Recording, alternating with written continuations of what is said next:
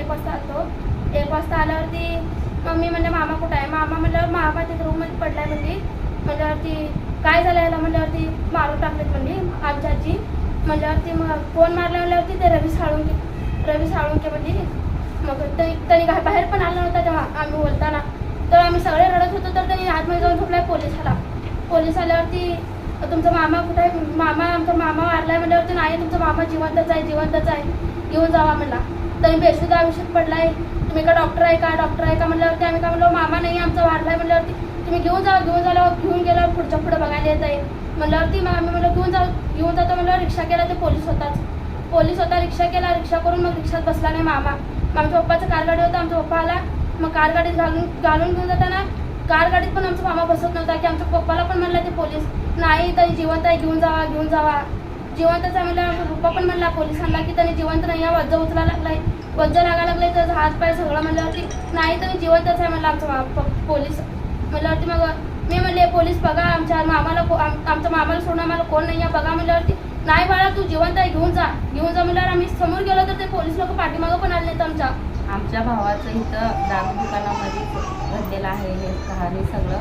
ते दारू दुकानावाल्यावर आमचा संशय आहे. आमचा भाऊ 12:30 वाजता आमच्या भावाला मारहाण करून त्यांनी आमच्या भावाला हे करून आमच्या घरी बोलवायला आले. आमची आई आमची वहिनी सगळेजण तिथं जाऊन बघितले. आम्हाला फोन केले. आम्ही रात्री 1 वाजता तिथनं उंदीवर इथं आलो. आम्हाला की असं संशय आहे की त्यांच्यावर कडक त्यांना शिक्षा व्हायला पाहिजे. आम्हाला न्याय कोणच देत नाही. पोलिसाकडे गेल्यावर ते पोलिस म्हणतात की नाही रिपोर्ट पण नाही म्हणतात. कागद मागायला गेल्यावर तुमचं कुठलं काय कागद असं त्याने आम्हाला धमकावून विचारतात. तर आम्ही बघितलो की त्यांच्याकडनं रिपोर्टमधनं काल एक फोटो मारून घेतलो.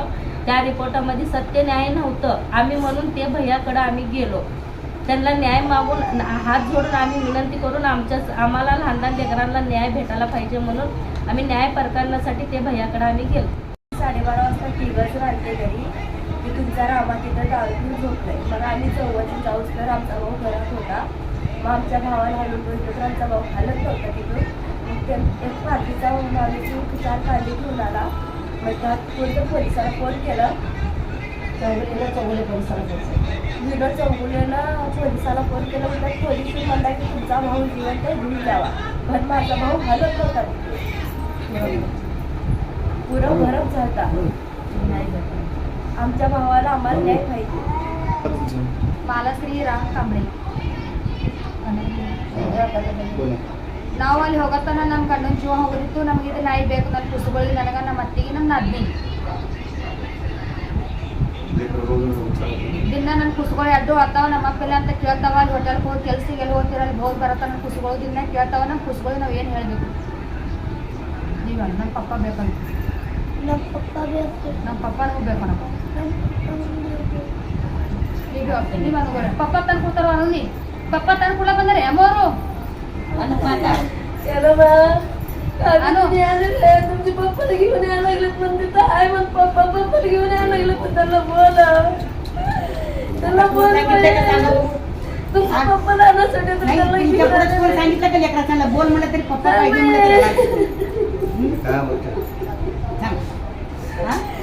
पप्पाला आणायला त्यांच्याकडे आहे म्हणून कधी आमच्याच पप्पाला तू बोल आमचं पप्पा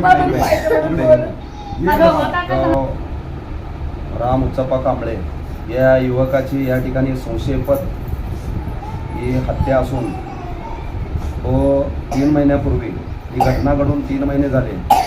3 महिन्यापूर्वी या ठिकाणी कोणीतरी दारू व्यवसाय करणारा एक व्यक्ती आहे. त्या व्यक्तीच्या घरात या ठिकाणी 8:30 वाजता त्याचा मृत्यू झालेला आहे आणि यांच्या घरच्यांना सांगण्यात 12:30 वाजता सांगण्यात आलं. परंतु या ठिकाणी संशयपद असा आहे. आम्ही आता इथले नागरिकांना बोलवलं. आम्ही विचारणा केली. या ठिकाणी आम्हाला संशयपद असा आहे की घटना घडली 8:30 वाजता. यांना सांगण्यात आले 12 वाजता आणि सिव्हिल हॉस्पिटलमध्ये नेण्यात आले यांना 2 वाजता. म्हणजे इथून सिव्हिल हॉस्पिटलचं अंतर बघितलं तर किमान एक 4 किलोमीटर 5 किलोमीटर अंतर्गत सिव्हिल हॉस्पिटल आहे. मग एवढा वेळ का लागला हा एक मोठा प्रश्नचिन्ह आहे. आणि दुसरी बाब अशी आहे की त्या ठिकाणी ज्या दारू व्यवसायाचा जो कोणी माणूस आहे त्या माणसाच्या घरात त्यांनी मृत्युमुखी पावला. दरवाजा कुलूप बंद करून या ठिकाणी कडी त्याला कुलूप मारण्यात आलं. तोही संशयास्पद आहे. आणि दुसरी बाब अशी आहे, ज्या सतरंजीवर तो झोपला होता आणि जी चप्पल आहे ती चप्पल त्याला जाळण्यात आली. या ठिकाणी आजूबाजूचे परिसरातील नागरिक या ठिकाणी बोलायला तयार आहेत. तरी असं असताना देखील प्रशासनाने ज्या पद्धतीने ही दखल घ्यायला पाहिजे होती, त्यांचे लहान लहान मुलं आहेत 2, त्यांची पत्नी आहे, आई आहे, अत्यंत गरीब कुटुंब आहे. खरोखर हे प्रकरण हत्येचं प्रकरण आहे आणि या प्रकरणाला माननीय पोलीस आयुक्त साहेबांनी याची चौकशी करून, गोरगरीब लोक आहेत, हे आमच्या समाजाचे लोक आहेत, तो एकटा काम करत होता, त्याचा उद्धारनिर्वाह त्याच्या घरावर होता. या ठिकाणी तो गेला आहे. आज 3 महिने झाले. रिपोर्ट येतं आहे, रिपोर्ट आल्यानंतरनं बोलू. परंतु प्रशासनाने यामध्ये जे MLC दाखल केले आहे त्या MLCमध्ये संशयीपद यांचे घरचे जेव्हा सांगतात तेव्हा पोलिसाचं काम आहे तपासणी करणं, तपास करून योग्य ते MLCमध्ये ठीक आहे.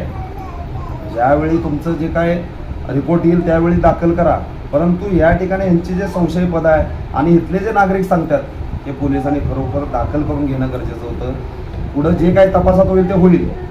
परंतु नागरिक सांगतंय यांचं चप्पल जाळली, सतरंजी जाळली, त्याला घरात का कोंडून ठेवण्यात आलं त्याचं. आणि असा संशयपद आहे की घटना घडली 8 वाजता आणि सिव्हिल हॉस्पिटलमध्ये नेतात 2 वाजता, मृत्यू सांगतात 2 वाजता. म्हणजे खरोखर हे संशयपद आहे. यांना न्याय मिळाला पाहिजे. रोज लेकरं जे लहान लहान मुलं आहेत ते विचारतात रोज आमचा पप्पा कधी येणार आहे. आताही आल्यावर या ठिकाणी असंच वातावरण आहे. तर माननीय पोलीस आयुक्ताला आमची कळकळीची विनंती आहे की याच्यावर तपास करून योग्य ते दोषीवर कारवाई होऊन या ठिकाणी ह्या परिवाराला न्याय मिळावा ही आमची या ठिकाणी मागणी आहे. जर या पद्धतीनं नाही झालं तर या आमच्या ज्या समाजाचे लोक आहेत, शिस्तमंडळ आहे, या ठिकाणी यांना या परिवाराला घेऊन आम्ही रोडावर उतरू, आंदोलनं करू. परंतु या ठिकाणी यांना न्याय मिळवून देण्याचा प्रयत्न आम्ही जरूर करू.